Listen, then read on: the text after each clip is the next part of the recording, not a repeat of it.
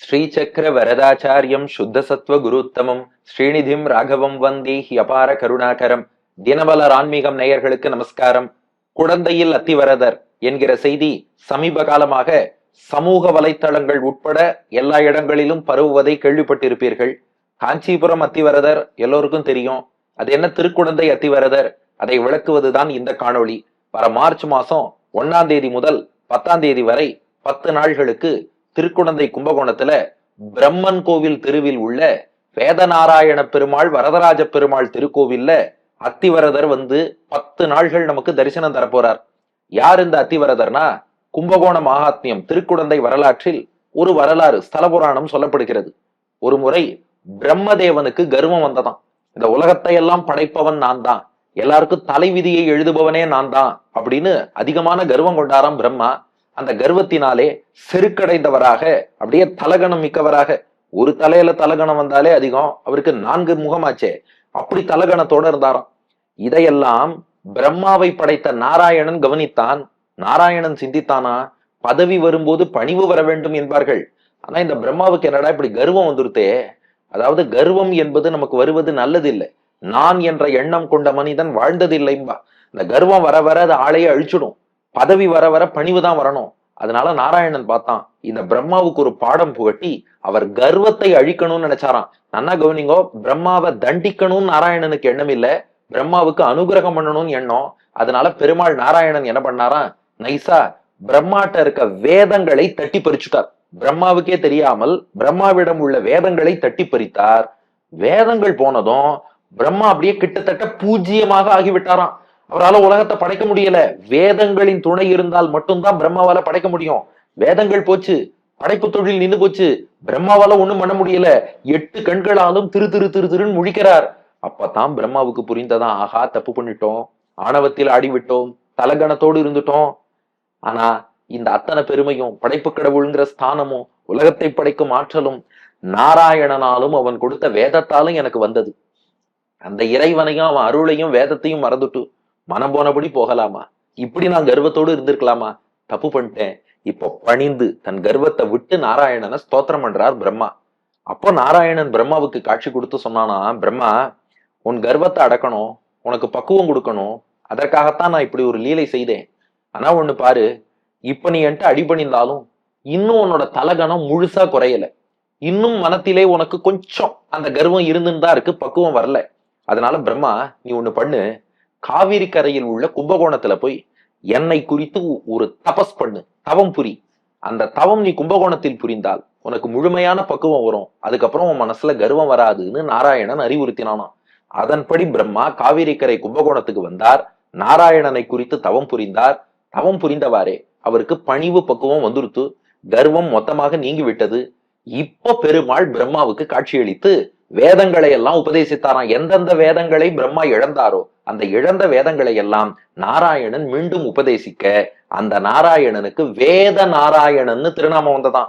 ஏன், நாராயணன் பிரம்மாவுக்கு வேதங்களை உபதேசித்தார், அதனால வேத நாராயணன்னு திருநாமம். இன்னைக்கும் அதான் கும்பகோணத்துல பிரம்மன் கோவில் தெருன்னு ஒரு தனி தெருவே இருக்கும். அந்த தெருவுல பார்த்தா பிரம்மன் கோவில் என்பார்கள்.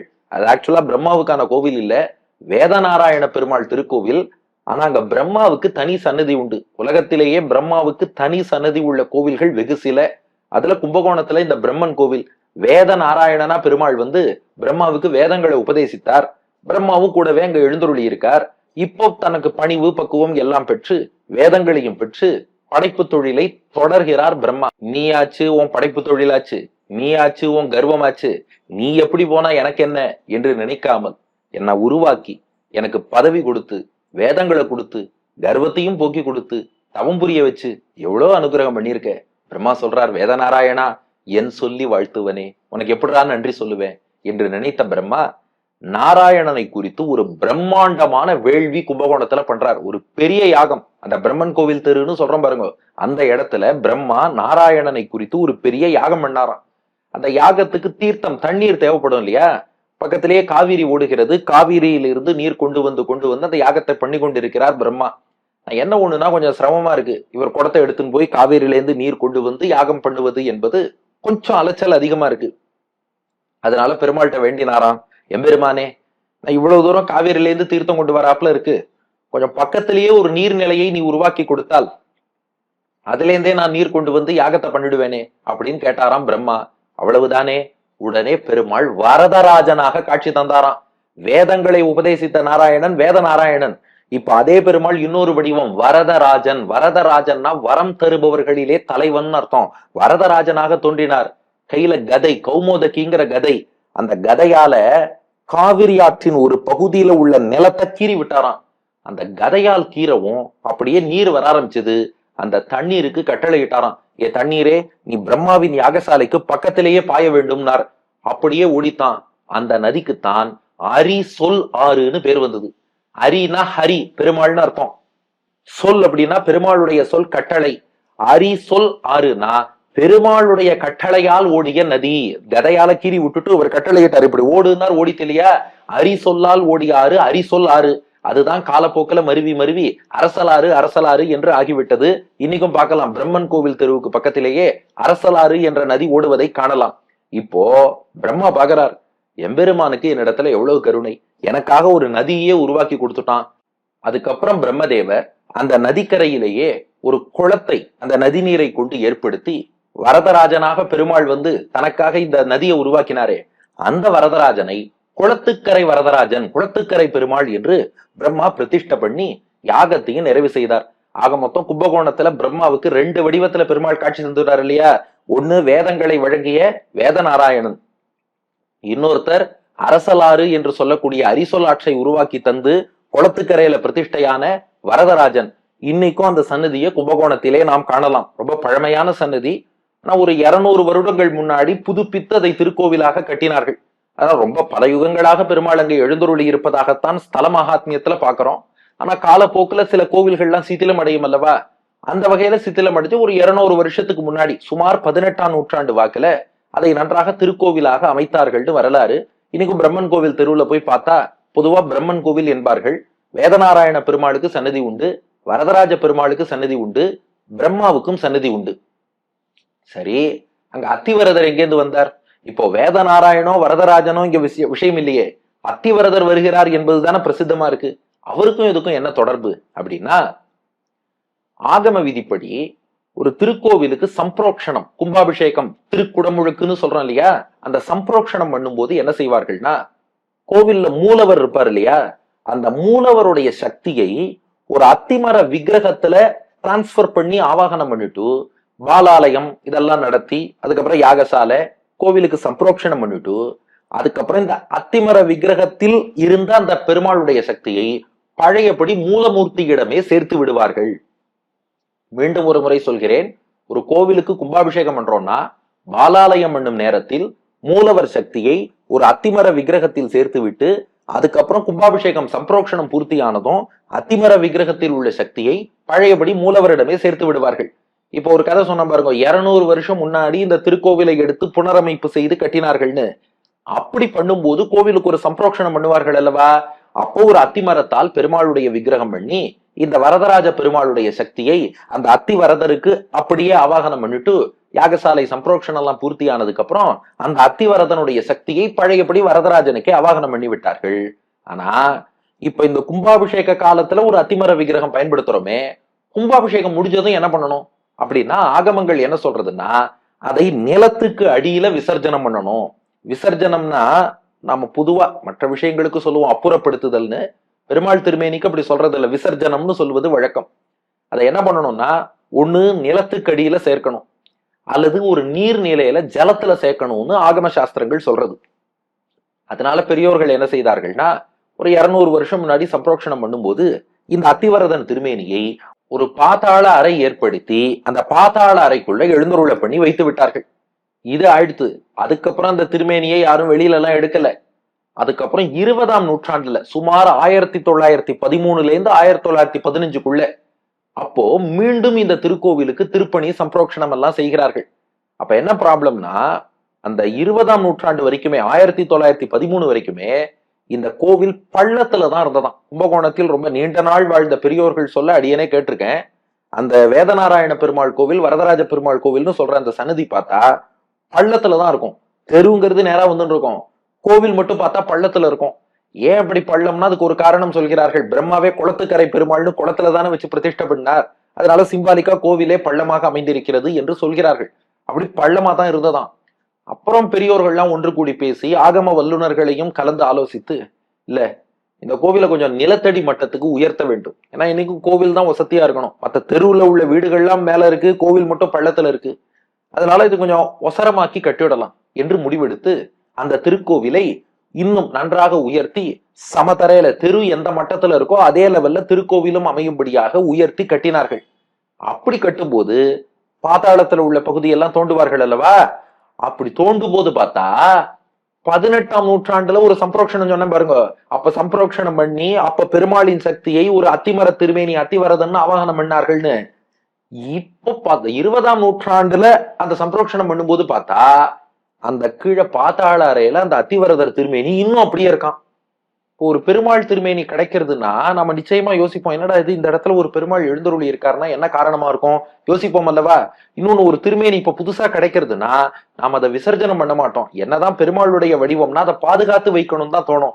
இப்போ மீண்டும் பள்ளத்தில் இருந்த கோவிலை மேலே உயர்த்தும் போது பாதாளத்துல ஒரு பெருமாள் திருமேனி தெரியுது. என்ன காரணமோ தெரியல. அப்படியே பத்திரப்படுத்தி வைப்போம்னு என்ன செய்து விட்டார்கள்னா அந்த திருக்கோவிலேயே ஒரு பாதாள அறை ஏற்படுத்தி அந்த பாதாள அறையில இந்த பெருமாளை எழுந்தருளை பண்ணிடுறான். ஆனா அப்புறம் ஒரு சில அடியார்கள் கனவுல அந்த அத்தி மரத்தாலான வரதராஜன் அத்திவரதன் காட்சி தந்து அவர் சொன்னாராம், நான் ஏன் தெரியுமா பாதாளத்துல இருந்தேன்? காரணம் இருக்கு. பிரம்மா முதல்ல என்ன குளத்துக்கரை பெருமாள்னு குளத்தடியில தான் பிரதிஷ்டை பண்ணார். அதன் நினைவாகத்தான், பிரம்மாவுக்கு அனுகிரகம் பண்ணேங்கிறதுக்கு நினைவாகத்தான் இன்றும் நான் பாதாளத்துக்கு கீழே நிலத்துக்கு கீழே குளத்துக்கரை பெருமாள்னு காட்டி கொண்டு இருக்கிறேன். ரெண்டாவது ஒரு விஷயம் இருக்கு. ஏன் அவ்வளவு பாதாளத்துல பெருமாள் இருக்காருனா என் அடியார்களோடு அவ்வளவு தூரம் இறங்கி வந்து நான் பழகுபவன் உணர்த்துவதற்காக. நினைச்சு பாருங்க, பெருமாள் பாத்தாள அறையில இருக்காருன்னா நாம மேல நடந்து போறோம், நமக்கும் கீழே பாத்தாள அறையில பெருமாள் இருக்காராம். ஏன்னா என் பக்தனை மேல வச்சுட்டு என் பக்தனுக்கும் கீழே இறங்கி வந்து நான் பழகுவேன்கிறான் பகவான். யசோதை உரலோடு கட்டி போட்டா கண்ணன் கட்டுண்டு கிடக்கிறான் அல்லவா? பாண்டவர்கள் தூது போன்னு சொன்னா உங்களுக்கு மெசஞ்சர்னு தூது போறான் இல்லையா? அர்ஜுனனை பேசஞ்சர் சீட்ல மேல உட்கார வச்சுட்டு தேரோட்டியா கிருஷ்ணன் கீழே உட்கார்ந்தான் இல்லையா? அப்ப பக்தன்னு ஒருத்தன் வந்துட்டான்னா பக்தனை மேல உட்கார வச்சுட்டு நான் கீழே இறங்கி தன்னை தாழ விட்டு கொண்டு பக்தர்களோடு பழகக்கூடியவன். அதை காட்டத்தான் பாதாளத்துல அவ்வளவு எளிமை நீர்மை மிக்கவன் பகவான், சௌலபியம் சௌசீல்யம் மிக்கவன் பகவான். அடியார்கள்னா கீழே இறங்கி வந்து பழகுவேன் என்று உணர்த்துவதற்காக இப்படி பாத்தாள அறையிலேயே நான் எழுந்தருளி இருப்பதாக முடிவெடுத்தேன். அதனால நான் இந்த இடத்துல இருக்கேன்னு பெருமாள் கனவுல சொன்னாராம். சொன்ன பெருமாள் அத்தோட ஒரு விஷயம் சேர்த்தாராம். அந்த காலத்துல ஒரு வழக்கம் உண்டு. ஒரு ஊரை விட்டு ஒருத்தர் வெளியில போறாருன்னா 12 வருஷம் தாண்டி வெளியில இருந்துட்டாருன்னா ஒரு ஊர்க்காரரே இல்லைன்னு வாழும். அது போல நான் பாத்தாளத்திலேயே 12 வருஷத்துக்கு மேல இருந்துட்டேன்னா அப்புறம் ஊர்க்காரன் இல்லைம்பா. அது ஒருத்தர் கேட்டார், பாத்தாளமும் அதே ஊர் தானே? அப்படி இல்ல, ஊர்னா அந்த நிலமட்டத்துல இருக்கணும். அதை தாண்டி உள்ள போயிட்டேன்னா 12 வருஷம் ஆயிடுச்சுன்னா என்ன ஊர்க்காரன் இல்லைம்பா. நான் இன்னைக்கு திருக்குடந்தை ஊரன், இந்த க்ஷேத்திரம் எனக்கு ரொம்ப பிடிக்கும். அதனால 12 வருஷத்துக்கு ஒரு முறை நான் வெளியில வந்து அடியார்களுக்கு தரிசனம் தருகிறேன். ஏன் அது 12 வருஷம்? ஒண்ணு இது காரணம் சொன்னோம், 12 வருஷத்துக்கு மேல இருந்தா ஊர்க்காரன் இல்ல. இன்னொன்னு, கும்பகோணம்னாலே 12 வருஷங்கிறது ரொம்ப ஃபேமஸ். மகாமகம் 12 வருஷத்துக்கு ஒரு முறை தானே நடைபெறுகிறது. கும்பகோணத்துல எப்படி நீங்க மகாமகம் கொண்டாடுறீங்களோ நான் 12 வருஷத்துக்கு ஒரு முறை வரேன், என்னையும் அது போல கொண்டாடுங்கள். இன்னொரு தத்துவமும் இருக்கு. பெருமாள் எப்படி கீழேந்து மேல வராரோ அது போல நாமெல்லாமும் பிறவி பெருங்கடல்ல மூழ்கி கிடக்கும். மூழ்கி கிடக்கும் உங்களை எல்லாம் அப்படி மேலே உயர்த்தி உத்தாரணம் பண்ணுவேன். நான் கீழேந்து மேல வர மாதிரி உங்களை எல்லாம் மேலே உயர்த்துகிறேன். அதற்காக 12 வருஷத்துக்கு ஒரு முறை வெளியே வருகிறேன்னார் அந்த பெருமாள். கடந்த 2013ஆம் வருஷம் அப்படி வெளியில வந்தார். இப்ப சுமார் 13, 12ங்கிறது சில சமயம் 13 ஆயிடும். இப்ப 2026ஆம் வருஷம் அதே அத்திவரதர் கும்பகோணத்துல பிரம்மன் கோவில் தெரு என்று விசாரித்தாலே சொல்வார்கள். அந்த பிரம்மன் கோவில் தெருவில் உள்ள வேதநாராயண வரதராஜ பெருமாள் திருக்கோவில்ல பிரம்மாவுக்கும் சன்னதி இருக்கு. அந்த கோவில்ல தான் இந்த அத்திவரதர் அந்த பாத்தாள அறையில் இருந்து வெளியே வந்து அடியார்களுக்கு தரிசனம் தரப்போகிறார். மார்ச் 1லேருந்து மார்ச் 10 நாள்கள், காலை 8லேருந்து 12 மணி, மாலை 5லேருந்து 8 மணி பெருமாளுக்கு தைலக்காப்பு, புஷ்ப சேவை, ஊஞ்சல் சேவை எல்லாம் நடைபெற உள்ளது. வரதராஜன்னாலே நினைத்த வரங்களை எல்லாம் தரவல்லவர், பாபங்களை போக்க வல்லவர். அதனால எல்லா வரங்களும் இம்மை பலன்கள்ல இருந்து ஆரம்பிச்சு முக்தி வரை அத்தனையும் தரவல்லவர். பாபங்களை போக்கும் பெருமாள் தரிசிப்பதுங்கிறது உண்மையாகவே ரொம்ப விசேஷம். அது மட்டும் இல்ல, அந்த திருக்கோவில் நிர்வாகிகள் ரொம்ப அழகாக காஞ்சிபுரம் அத்திவரதருக்கான பெருமையெல்லாம் இவருக்கும் உண்டு என்கிறார்கள். ஏன்னா 2013 வரும்போது அத்திவரதர் பத்தியே நிறைய பேருக்கு தெரியாது. 2019 அத்திவரதர் காஞ்சியில வெளில வந்ததுக்கு அப்புறம் ஒரு மகத்துவம் தெரிஞ்சுடுத்து. இப்ப இவர் வரார். ஒருவேளை 2019 காஞ்சி அத்திவரதரை நீங்க சேவிக்க முடியலைனாலும் இந்த குடந்தை அத்திவரதரை சேவிச்சாலே அந்த பலன் கிடைச்சிரும்னார்கள். எப்படின்னு அடியன் கேட்டேன். ரொம்ப சுவையா ஒரு உதாரணம் சொன்னார். காஞ்சியில அத்திவரதர் எப்படி வந்தார்? பிரம்மா யாகம் பண்ணார், பிரம்மாவின் யாகத்தில் தோன்றினார். இந்த வரதராஜன் எப்படி வந்தார்? பிரம்மாவின் யாகத்தில் தோன்றினார். ஆகா, ஒத்துமைதானே. அடுத்து அந்த அத்திவரதர் அனந்த சரசுங்கிற குளத்துக்குள்ள எழுந்தருளி இருக்கார். இந்த வரதனும் குளத்துக்கரை பெருமாள்னு குளத்துல உள்ள பெருமாள் தான். அதனால அத்திவரதரை ஒரு முறை சேவிக்கலைனாலும் பிரச்சனை இல்லை. அடுத்த முறை காஞ்சி அத்திவரதர் வரும்போது நாம இருப்போமோ மாட்டோமோ, இன்னொரு 40 வருஷம் ஆகுமே என்று சிந்திப்பவர்களும் கவலைப்பட வேண்டாம். மார்ச் 1 மார்ச் 10 திருக்குடந்தை அத்திவரதனை சேவித்து எல்லா அருளும் பெறலாம் என்பது பெரியோர்களுடைய அனுபவமாக அமைந்திருக்கிறது. அதனால அந்த அத்திகிரி எம்பெருமான் அத்தி வரதராஜ பெருமாள் திருக்குடந்தையில் வந்து காட்சி தர அவரை எல்லோரும் அந்த 10 நாள் சேவித்து அவர் திருவருள் பெற்று இன்புறுமாறு பிரார்த்தித்துக் கொண்டு நிறைவு செய்கிறேன். நன்றி, வணக்கம்.